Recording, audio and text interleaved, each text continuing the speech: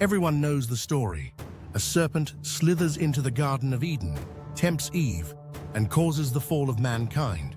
Over centuries, this figure became synonymous with Satan himself. But here's the twist most people never learn. The Bible never calls the serpent Satan. Not in Genesis, not in the Hebrew text. So who or what was the serpent really? The book of Genesis, chapter 3, introduces the serpent as more cunning than any beast of the field which the Lord God had made.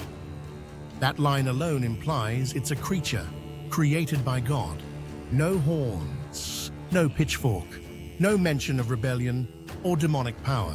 In the Hebrew, the word used is nachash. It means serpent, but it also shares roots with words tied to divination and enchantment. In ancient Near Eastern context, serpents were complex symbols. They could represent wisdom, healing, chaos, even immortality. In Mesopotamian and Canaanite traditions, serpents were divine guardians of sacred knowledge or life-giving waters. This makes the Eden serpent far more ambiguous than evil. It offers knowledge, not violence. It tells Eve she won't die from eating the fruit, but that her eyes will be opened. And according to the story, that's exactly what happens. She gains awareness. She doesn't drop dead. Some scholars argue the serpent represents a rival deity or an older wisdom figure from Israel's polytheistic past. Before strict monotheism took hold, Yahweh was one among many gods in the region. The serpent might reflect an older, competing worldview where divine knowledge wasn't forbidden. Others link the serpent to feminine power. In many pre-biblical religions, the snake was associated with goddesses of fertility and earth.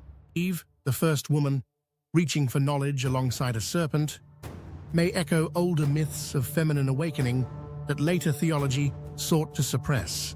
The transformation of the serpent into Satan comes much later. In Second Temple Judaism, during the intertestamental period, we start to see the merging of different evil archetypes. The devil, Satan, Belial, the tempter, these begin to blend. By the time of the New Testament, Revelation 12 refers to that ancient serpent who is called the devil and Satan. But that's 3,000 years after Genesis was written. So what changed? Part of it was political. As monotheism solidified and Judaism distinguished itself from surrounding religions, older symbols were recast as threats.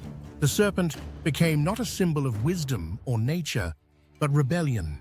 Christian theologians took it further. They needed a cosmic enemy, a Satan, to frame salvation history. The Eden story was retrofitted to include this. The serpent became the first villain in a larger war between good and evil. But if we strip away centuries of reinterpretation, the Serpent of Eden doesn't look like Satan at all. It looks like a trickster, a challenger, maybe even a catalyst.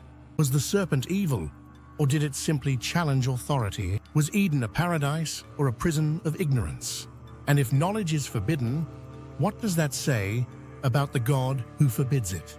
These are questions the original text leaves open, and that might be the real reason the serpent still haunts us, not because it was Satan, but because it told the truth.